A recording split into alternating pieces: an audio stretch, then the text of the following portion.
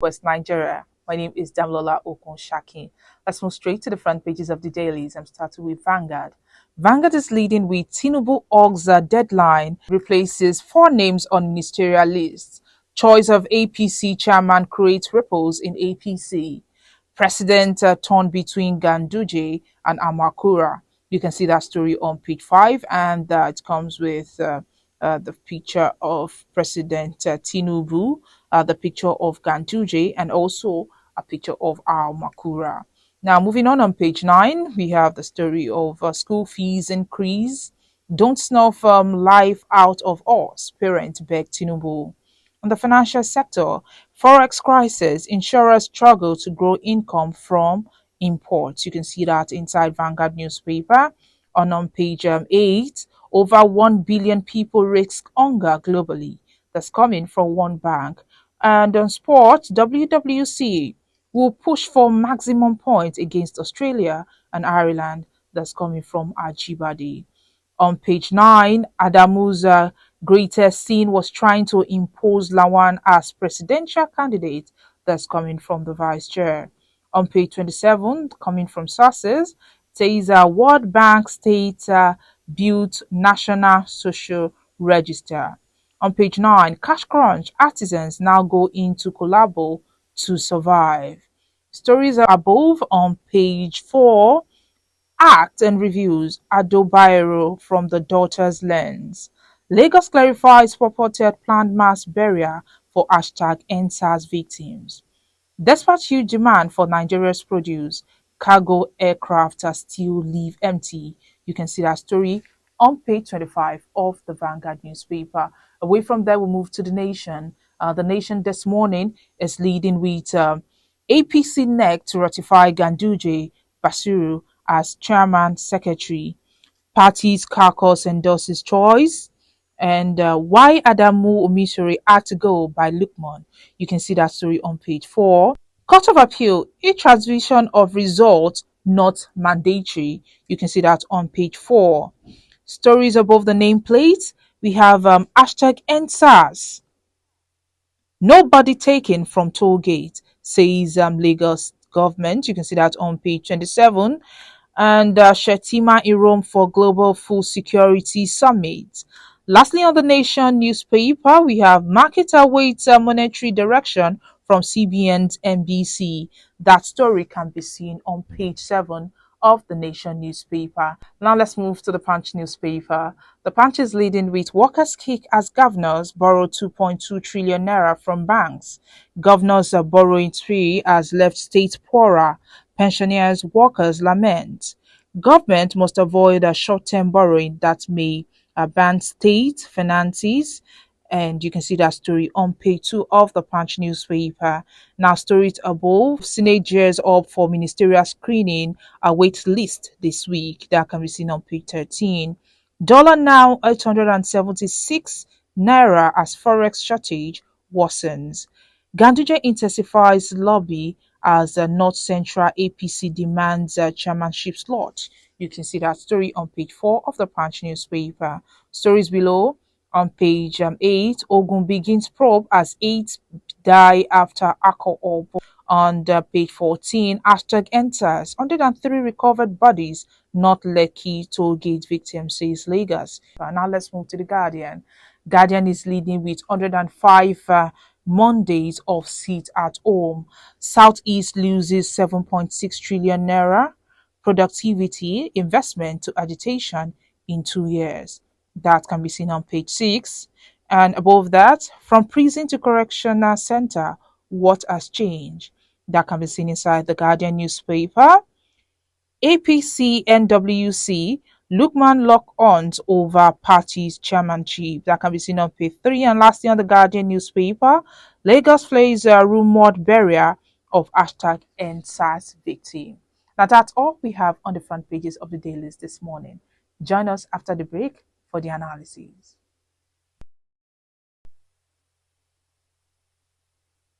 Welcome back. If you are just joining us, this is Today in the News on Vanguard Live. My name is Damlola Okonshakin. Joining me this morning is our correspondent, John Bosco Agbakoro. Good morning, John Bosco. Hello, good morning. Yes, we're talking about the story of the president, the fact that he is yet to submit a ministerial list. Can you give us your update on that? Okay, well, Mr. President, based on the provision of the law, has 60 days to submit a list of ministerial nominees to the National Assembly, specifically to the Senate, for screening and confirmation. You remember that the president was inaugurated on 29th May 2023.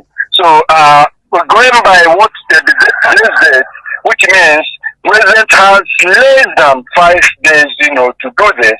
However, we observed that, there have been a kind of a bickering, within the APC, which has affected, the names being submitted to the National Assembly.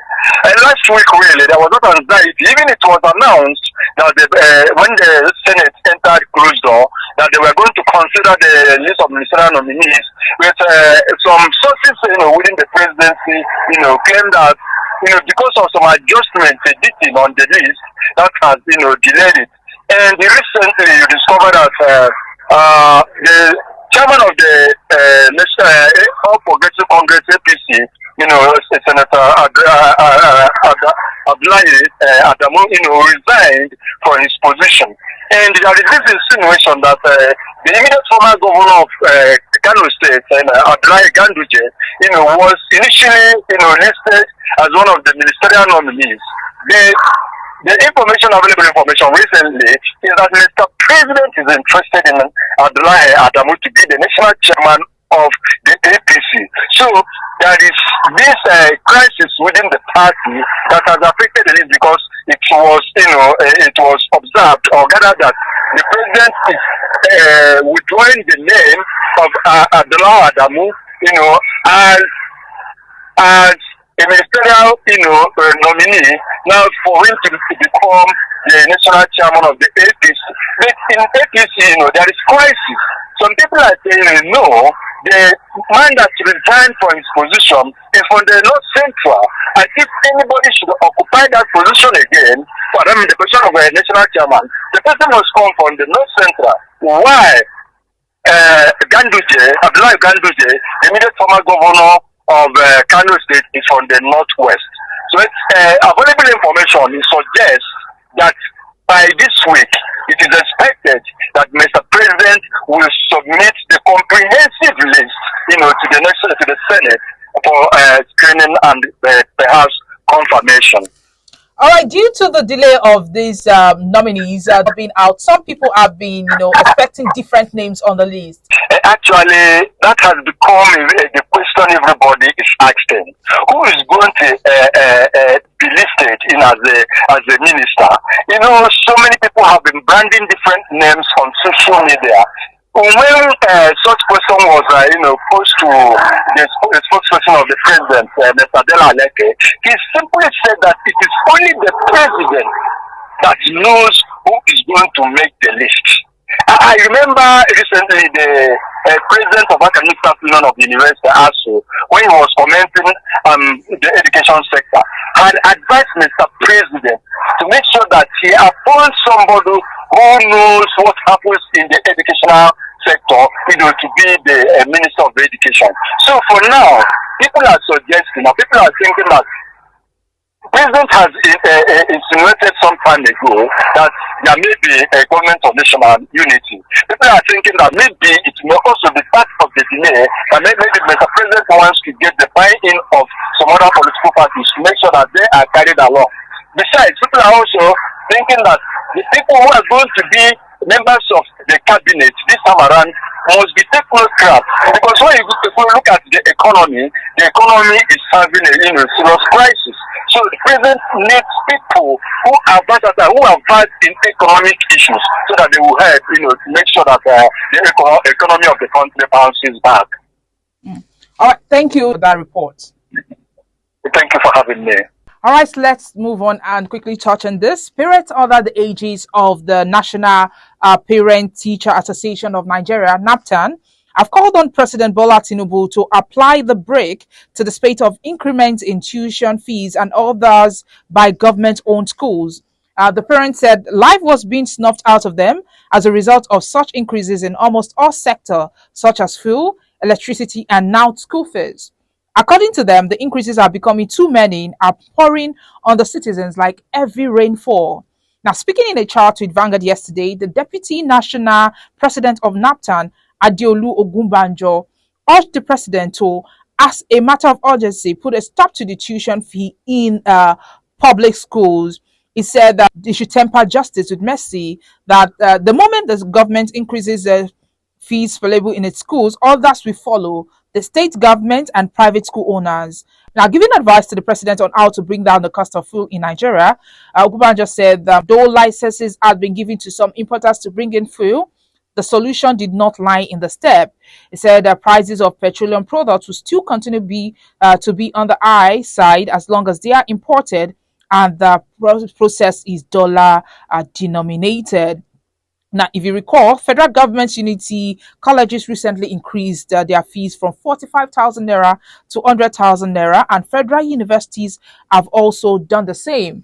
Now, the University of Lagos, UNILAG, for instance, weekend increased fees from 19,000 to 190,250 naira. Now, parents are apprehensive that by the time new session begins for primary and secondary schools in September this year, a number of parents might find it difficult to cope with fees and buying books. The Academic Staff Union of Universities, ASU, and the Academic Staff Union of Polytechnics, ASOP, had expressed fears that the introduction of the student loan scheme by the government will lead to hike in tuition. And it seems that is what is currently going on now, especially the fact that so many people are saying that these it might lead to students dropping out of universities and even secondary school, with the fact that some people are really getting poorer in Nigeria and they might not be able to afford fees. Private school owners are thinking of increasing their fees, and so many people are lamenting, not just on social media, and they're urging the federal government to please bring the fees down. Amid worsening revenue challenges, state government indebtedness to commercial banks have risen to 2.2 trillion naira. The latest data, statistical bulletin of the Central Bank of Nigeria, CBN, obtained by the correspondent, show that state and local governments areas owed banks about 2.21 trillion naira as of March 2023. CBN data also revealed the state indebtedness rose from 1.97 trillion naira to the current figure, indicating an increase of about 240 billion naira within the period under review. And reacting to the development, state government workers and pensioners union lambasted governors, saying the rising borrowing by government had only worsened the finances of the states. Now, the National Union of Local Government Employees and state chapters of the National Union of Pensioners said the bank's loan did not translate to better infrastructure and improved welfare for workers and pensioners. And that's what they are all saying. But let's end this on a lighter note this morning with Mr. and Mrs. And the first person speaking this morning is Mrs. Mrs. says, I think nothing is wrong with your eyes, but a lot is wrong with you. The optician asked you to identify the only word on the chart, which was zebra, but you kept calling the last three letters of the word bra. Mr. and Mrs. and your words. But this is where we have to draw the curtain this morning. My name is Damlola Ogunshaki. Do want to like and follow us on all our social media platforms showing on your screen. On Facebook, Instagram, Twitter, TikTok, our WhatsApp number is also displayed on your screen. Have a lovely day.